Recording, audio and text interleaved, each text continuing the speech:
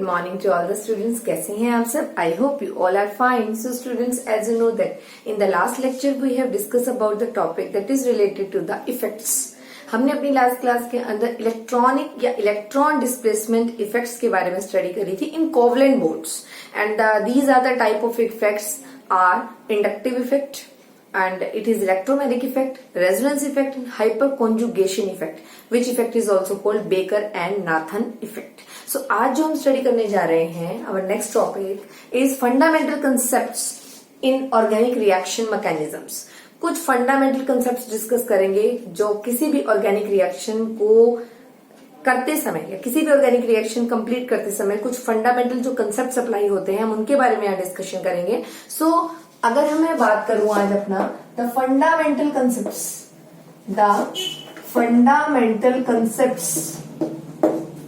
That relate in the organic reaction mechanisms those are in organic reaction mechanism. ठीक है, they are called. इनके बारे में हमने स्टडी करनी है कुछ फंडामेंटल कंसेप्ट्स के बारे में. सो बेटा कोई भी ऑर्गेनिक मॉलिक्यूल होता है ना, कोई भी ऑर्गेनिक मॉलिक्यूल होता है अगर, ठीक है, कोई भी ऑर्गेनिक मॉलिक्यूल है, कोई भी सबस्ट्रेट है, उस पर अगर कोई भी चीज अटैक करवाई जाती है, कोई भी अटैकिंग रिएजेंट अटैक कराया जाता है, कोई भी चीज अटैक करवाई जाती है. अगर मैं डिस्कस करूंगी कुछ अटैकिंग रिएजेंट्स के भी बारे में, तो जब भी कोई ऑर्गेनिक मॉलिक्यूल है जिसे हम सबस्ट्रेट बोल रहे हैं, बेसिकली जिसे हम रिएक्टेंट बोल रहे हैं, अगर उस पर कोई भी अटैकिंग रिएजेंट को अटैक करवाया जाए तो वो फॉर्मेशन करता है सबसे पहले इंटरमीडिएट्स की. किसकी फॉर्मेशन करता है? इंटरमीडिएट्स की. और वो इंटरमीडिएट्स फिर फर्दर कन्वर्ट होते हैं किसमें? प्रोडक्ट और बाय प्रोडक्ट्स में. किसमें कन्वर्ट होते हैं वो intermediate? Lastly they are convert into products and some byproducts are also formed during the reaction. जो ये इंटरमीडिएट्स हैं बेटा, ये मैं आपको 3 टाइप्स की पढ़ाऊंगी. ठीक है, कौन कौन से? कार्बोकेटायन, कार्बोएनायन और फ्री रेडिकल्स. ये मैं आपको 3 टाइप के पढ़ाने वाली हूँ. कार्बोकेटायन, कार्बोएनायन और last one is called free radical. तो ये मैं 3 टाइप के आपको इंटरमीडिएट्स की स्टडी करवाऊंगी और इंटरमीडिएट किस तरीके से प्रोडक्ट और बाय प्रोडक्ट में कन्वर्ट होते हैं उनकी स्टडी हम करेंगे. और ये जो अटैकिंग रिएजेंट है ये भी 2 टाइप के हैं, इलेक्ट्रोफाइल्स एंड न्यूक्लियोफाइल्स. ये भी 2 टाइप के होते हैं, इलेक्ट्रोफाइल्स एंड न्यूक्लियोफाइल्स. इनकी स्टडी हम करेंगे, अटैकिंग रिएजेंट की स्टडी हम करेंगे. तो in the complete concept we will discuss about how the reactant convert into the product.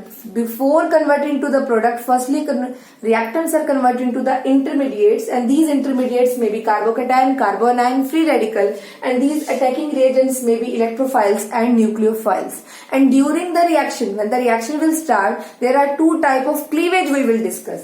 During the reaction, when we will start the reaction, we will discuss about 2 type of cleavage. The first cleavage is called homolytic cleavage and second cleavage is called heterolytic cleavage. तो 2 cleavage पढ़नी है हमने. Cleavage का मतलब है fission का मतलब है breakdown.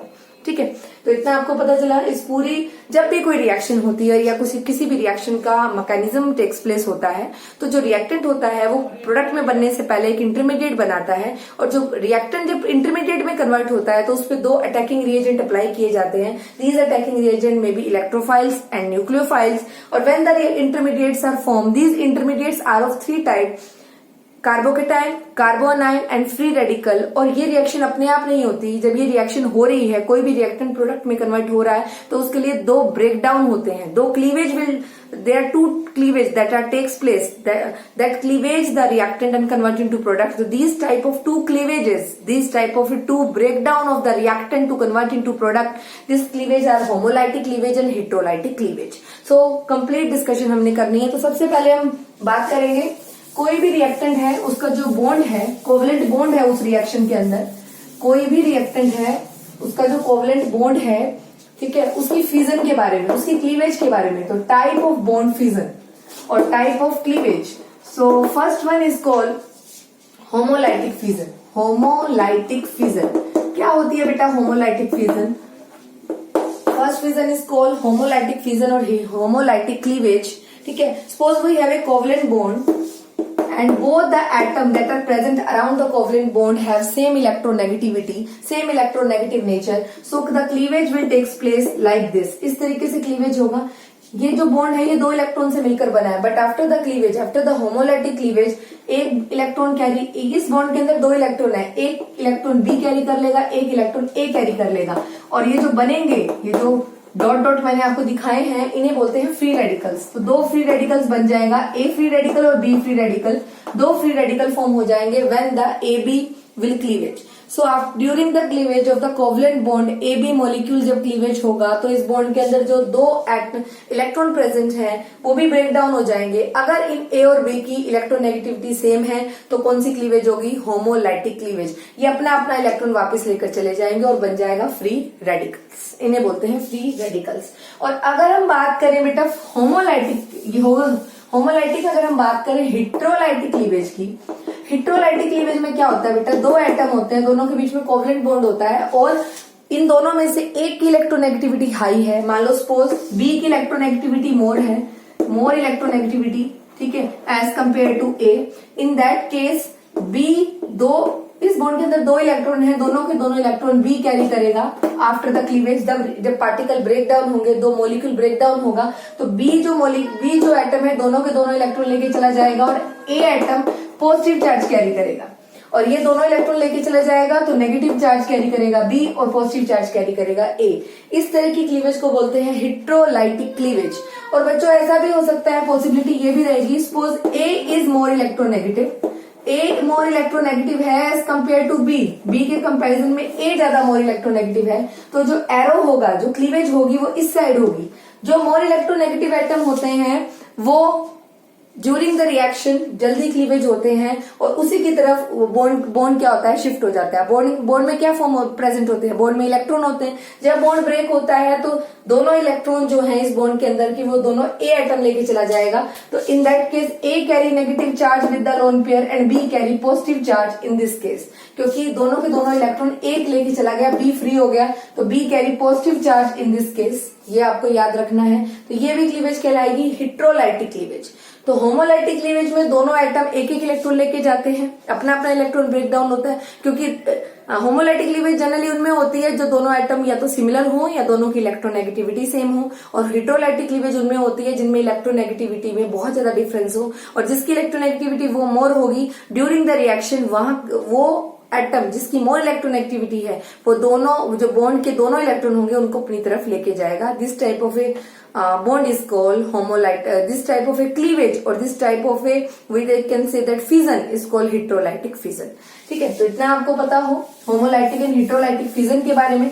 Now we will discuss, अब हम डिस्कस करते हैं type of bond fission. Discuss करने के बाद हम बात करेंगे इंटरमीडिएट्स की. So now we will discuss about the intermediates. तो मैंने अभी आपको एक चीज बताई, क्या बताया मैंने आपको कि जब भी कोई रिएक्टेंट होती है या रिएक्टेंट होता है, जब वो प्रोडक्ट में बदलता है तो वो शुरू से प्रोडक्ट में नहीं बदल जाता.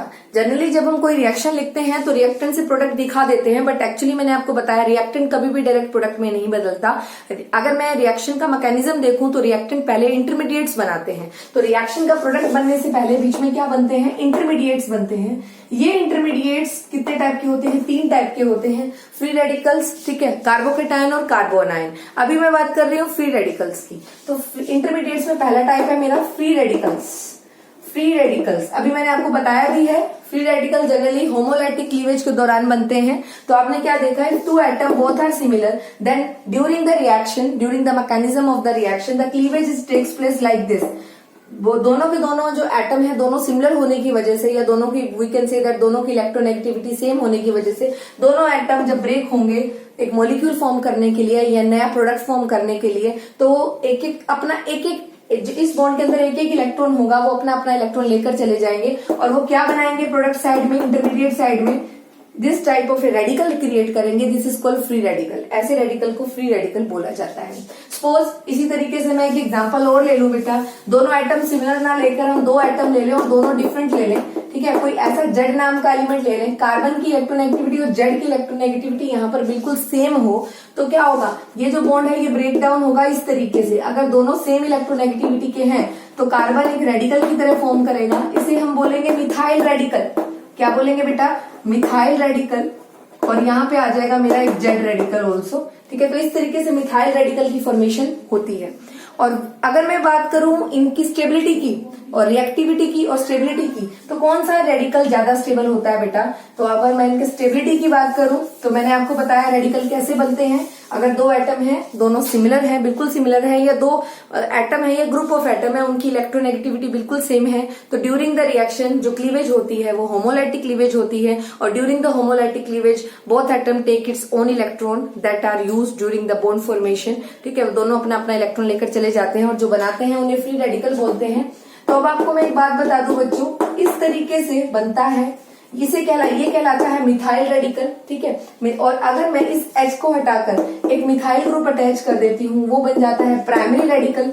और अगर प्राइमरी रेडिकल, अगर मैं इसकी जगह पे एक मिथाइल ग्रुप और अटैच कर दूं, दो मिथाइल ग्रुप अटैच कर दूं, ये बन जाएगा सेकेंडरी रेडिकल। और इसकी जगह पे अगर मैं तीन मिथाइल ग्रुप अटैच कर दूं, तो ये बन जाएगा टर्शरी रेडिकल।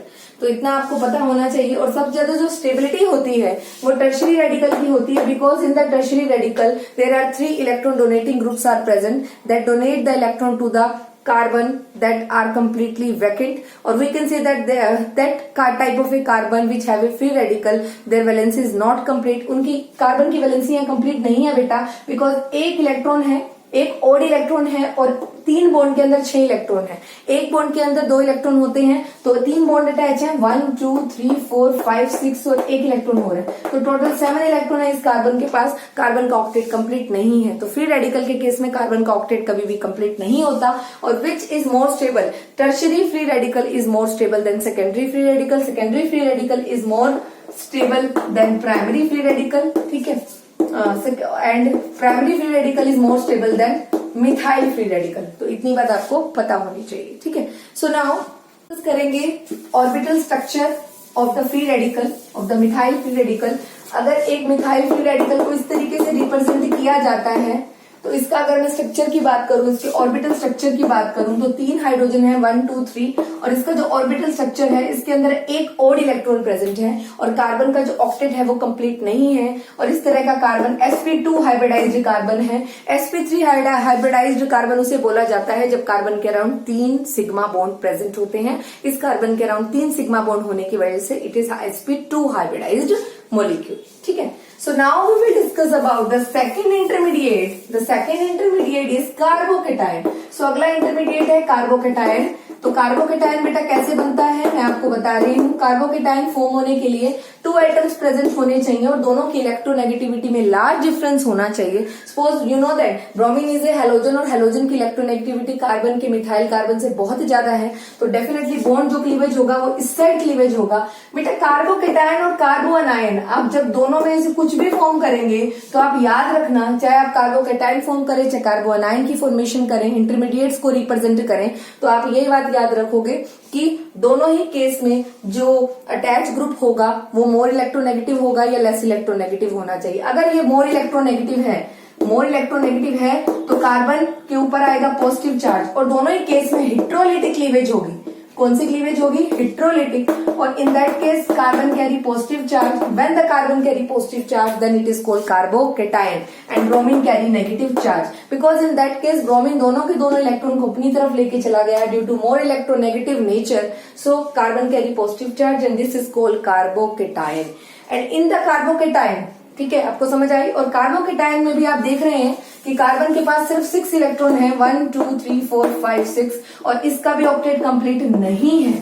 ठीक है, इतनी बात याद रखिए। और ये भी sp2 हाइब्रिडाइज्ड ही है। तो कार्बोकेटायन भी वो होते हैं जिनके ऑक्टेट कंप्लीट नहीं होता, और वो भी sp2 हाइब्रिडाइज्ड होते हैं बिकॉज उनमें एक बॉन्ड की डेफिशिएंसी होती है। इतना याद हो। अगर मैं बात करूं यहीं पे स्टेबिलिटी की, तो विच इज मोर स्टेबल, तो सेम एज फ्री रेडिकल की तरह जो टर्शरी कार्बोकेटायन होगा, टर्शरी कार्बोकेटायन वो ज्यादा स्टेबल होगा as compare to secondary carbocation, वो कम स्टेबल होगा as compare to primary carbocation. Primary carbocation के केस में एक ही मिथाइल ग्रुप अटैच होगा, सेकेंडरी कार्बोकेटायन के केस में 2 मिथाइल ग्रुप अटैच होंगे और टर्शियरी कार्बोकेटायन के केस में 3 मिथाइल ग्रुप अटैच होंगे। मिथाइल ग्रुप क्या करते हैं? इलेक्ट्रॉन डोनेशन का काम करते हैं, कार्बन की वैलेंसी को पूरा करने की कोशिश करते हैं। So tertiary methyl carbon is more stable than primary carbocation is more stable than secondary. So आपको पता हो हेट्रोलिटिक जब क्लीवेज होती है तो कार्बोकेटायन फॉर्म हो सकते हैं अगर कार्बन की इलेक्ट्रोनेगेटिविटी कम है तो, ठीक है। सो बच्चों इसी तरीके से अगर मैं बात करूं किसकी? कार्बो अनायन की। किसकी बात करें? कार्बो अनायन की। What are कार्बो अनायन? कार्बो अनायन किसे बोलते हैं? सो कार्बो अनायन की जब हम बात करते हैं तो हम क्या देखते हैं? When the carbon is attached with that type of A group, carbon ऐसे ग्रुप के साथ अटैच है जिसकी इलेक्ट्रोनेगेटिविटी लेस है। कैसी इलेक्ट्रोनेगेटिविटी है? लेस इलेक्ट्रोनेगेटिविटी होने की वजह से कार्बन के पास जो 2 इलेक्ट्रॉन है, बीच में जो बॉन्डिंग के 2 इलेक्ट्रॉन है वो कार्बन की तरफ शिफ्ट हो जाएंगे बिकॉज जो ग्रुप अटैच है उसकी इलेक्ट्रोनेगेटिविटी लेस है। Due to this reason carbon carry negative charge. Carbon क्या कैरी कर लेगा? Negative charge. ऐसे कार्बन को हम कार्बो अनायन बोलते हैं। क्या बोलते हैं? कार्बो अनायन। और इस केस में जो अटैच ग्रुप होता है वो इस केस में जो अटैच ग्रुप होता है वो पॉजिटिव चार्ज कैरी करता है और carbon carry, because carbon more electronegative है, इस केस में कार्बन की इलेक्ट्रोनेगेटिविटी ज्यादा होने की वजह से दोनों के दोनों बॉन्ड इलेक्ट्रॉन कार्बन की तरफ शिफ्ट हो जाएंगे। कार्बन की तरफ शिफ्ट होने की वजह से कार्बन क्या चार्ज कैरी करेगा? नेगेटिव चार्ज कैरी करेगा। नेगेटिव चार्ज का मतलब होता है 2 electron. So in that case carbon के पास ऑलरेडी 3 बॉन्ड हैं हाइड्रोजन के और 2 इलेक्ट्रॉन होने की वजह से कार्बन का ऑक्टेट कंप्लीट हो जाएगा और ऐसे कार्बन को sp3 हाइब्रिडाइज्ड कार्बन कहते हैं। क्या बोलते हैं? That type of a carbon is called sp3 hybridized carbon. So बच्चों इतना आपको पता होना चाहिए। This is called carbo anion. इसे बोला जाता है बेटा कार्बो अनायन। तो कार्बो अनायन क्या होते हैं? कार्बो अनायन उन्हें बोला जाता है, देयर में बी डिफाइंड एज दो species in which carbon carry negative charge and in that case carbon का जो ऑक्टेट है इज ऑल्सो कंप्लीटेड। ठीक है, वो ऑक्टेट भी कंप्लीट है और that type of a carbon is sp3 hybridized carbon. और in that case the heterolytic cleavage will takes place.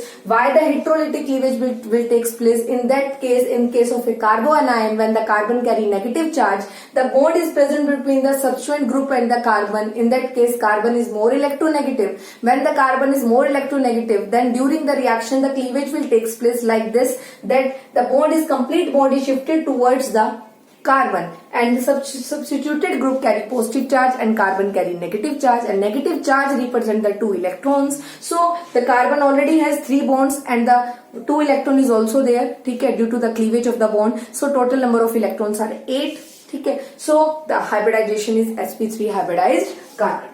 इतना आपको पता होना चाहिए. तो ये था कार्बो अनायन का केस, ठीक है. सो बच्चों कार्बोकेटायन कार्बो अनायन पढ़ने के बाद अब हम डिस्कस करते हैं types of attacking reagent. Types of attacking reagent. बेटा जब भी कोई रिएक्शन होती है, जब भी कोई रिएक्शन हो रही है तो उसमें 2 तरह के रिएजेंट होते हैं जो रिएक्शन में पार्टिसिपेट करते हैं during the reaction, electrophiles and nucleophiles. Electrophile positive charge carry करते हैं, न्यूक्लियोफाइल्स नेगेटिव चार्ज कैरी करते हैं. ये इलेक्ट्रॉन डेफिशिएंट स्पीसीज या बोल सकते हैं मॉलिक्यूल्स होते हैं. ये इलेक्ट्रॉन रिच मॉलिक्यूल्स या बोल सकते हैं स्पीसीज होती हैं. ये इन्हें लेविस एसिड भी बोला जाता है और न्यूक्लियोफाइल्स को लेविस बेस भी बोला जाता है. तो इतनी नॉलेज आपको हो. What are attacking reagent? Attacking reagent are the those reagent which are work during the reaction. When in the reaction electrophiles वो कार्बोकेटायन एंड कार्बोअनायन आर फॉर्म. जब रिएक्शन करते समय जो इंटरमीडिएट्स बनते हैं लाइक कार्बोकेटायन कार्बोअनायन, तो उनकी ऑक्टेट को कंप्लीट करने के लिए, उनकी डेफिशिएंसी को पूरी करने के लिए अटैकिंग रिएजेंट उनके पास आते हैं. वो अटैकिंग रिएजेंट 2 टाइप के हैं, इलेक्ट्रोफाइल्स एंड न्यूक्लियोफाइल्स. इलेक्ट्रोफाइल्स वो हैं that carry positive charge and to move towards negative charge, ठीक है. और न्यूक्लियोफाइल्स वो होते हैं जो खुद नेगेटिव चार्ज कैरी करते हैं and move towards positive charge. Means during the reaction they are move towards positive carbon, means carbocation. तो ये कार्बोकेटायन की तरफ मूव करते हैं, ये वो होते हैं जो कार्बो अनायन की तरफ मूव करते हैं. ऐसा कार्बन जिसके पास नेगेटिव चार्ज है वहां इलेक्ट्रोफाइल से अटैक करते हैं और जहां पर ऐसा कार्बन जिसपे पॉजिटिव चार्ज है वहां न्यूक्लियोफाइल से अटैक कर सकते हैं. तो इसमें एग्जांपल आ जाता है इलेक्ट्रोफाइल्स में H पॉजिटिव, हाइड्रोनियम पॉजिटिव और कुछ न्यूट्रल मॉलिक्यूल है लाइक AlCl3, ऐसे मॉलिक्यूल जिनका ऑक्टेट कंप्लीट नहीं होता वो भी इलेक्ट्रोफाइल्स होते हैं, लाइक BF3। और न्यूक्लियोफाइल्स में एग्जांपल आ जाता है which carry negative charge, like H negative, Cn negative, Br negative, ठीक है। और जिनके पास भी लोन पेयर होते हैं, एक्स्ट्रा इलेक्ट्रॉन होते हैं, वो भी एक्स्ट्रा अनशेयर्ड इलेक्ट्रॉन होते हैं, वो भी न्यूक्लियोफाइल्स की तरह एक्ट करते हैं। तो रिएजेंट्स क्या हैं? अटैकिंग रिएजेंट दो टाइप के होते हैं, that are used during the chemical reaction, during the mechanism of the reaction, ठीक है।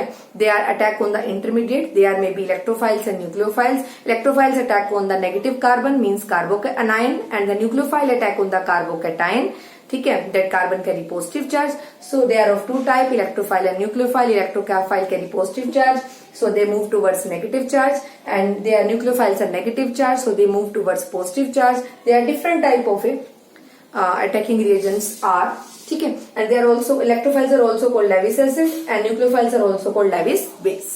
सो स्टूडेंट्स, आज हमने रीड किया about the fundamental concepts of organic reaction. When the organic reaction will takes place, then the reactant firstly convert into intermediate and then convert into the product. और intermediate बनने से पहले बहुत से बोल सकते हैं इंटरमीडिएट्स बनते हैं, या वी कैन से दैट बहुत से अटैकिंग रिएजेंट यूज होते हैं ड्यूरिंग द केमिकल रिएक्शन।